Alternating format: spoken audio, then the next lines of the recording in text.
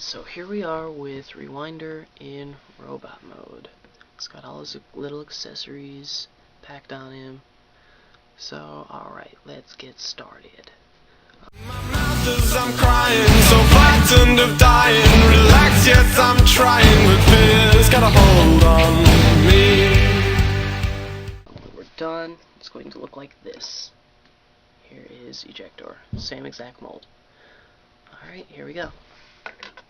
So what you're going to do is you're going to take the little handgun out. Basically just take all his accessories off.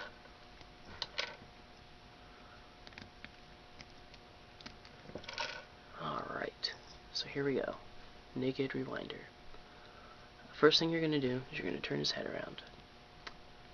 Alright. Then, unlike the Shadow Warrior, you're not going to tuck it in quite yet. What you're going to do is you're going to move the arms forward like this, and then you're going to rotate them up just a little bit.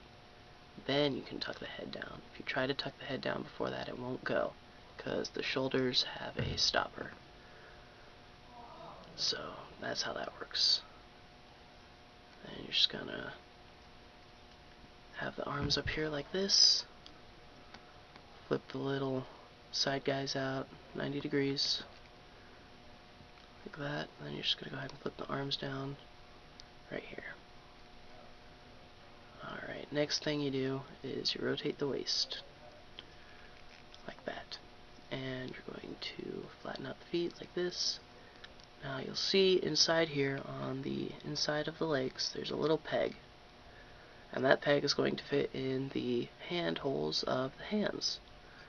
So, pretty simple, just flip it up so that it falls into the hand holes. Snap them together. It won't actually snap, but you'll know when you're done. Alright, so that's most of it right there. Next you're going to take gun barrel number 1, place it in there with the rectangular peg as such. Do the same thing with the other side right here, like that. You're going to flip them down like so. Just push it forward a little bit to fill in that empty space. Always mind the gap. Then you're going to take the handgun, and on this little peg right here, you're going to attach the handgun with the handle forward, because it's like a little trigger or something. And then there's that. Now, as far as the instructions go, this is complete. However, if you're like me, you want to have all the pieces in both robot and alternate mode.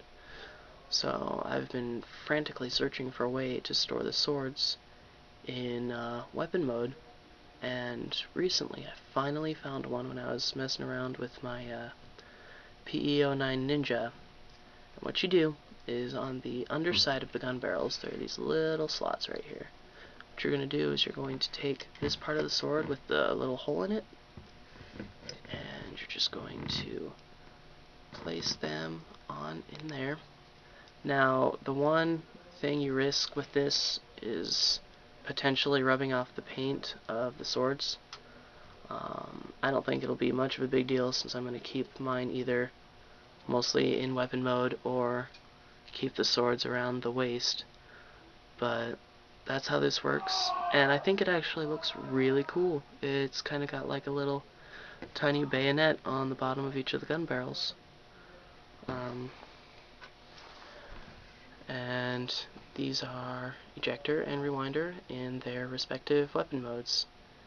And what you usually do with this, at least as far as the box tells you, is you take your city commander.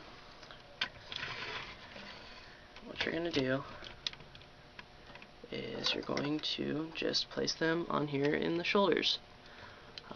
I can't figure out how to get them facing forward without just rotating the handle of the weapon mode completely, so I just kind of have them facing up all the time. They also do fit in Ultra Magnus's hand with next to no problem, like so. And he can have his little Rewindor gun and Ejector guns, and that's pretty much it as far as this mold goes. So that's parts 1 and 2 of the PX-04 Ultimate form. As far as this mold goes, it's really nice, pays a really nice homage to the G1 characters. The only problem is actually there are too many paint applications. You'll see here on the legs that you have some really nice detail, but some tight spots to get into as far as paint apps go. So it's kind of light and a little weak. They also use what seems like a low quality kind of paint, but for perfect effect, I mean, compared to the quality of the King Bat set, it's pretty great. So, alright, we're going to go ahead and move on to the sun and the night.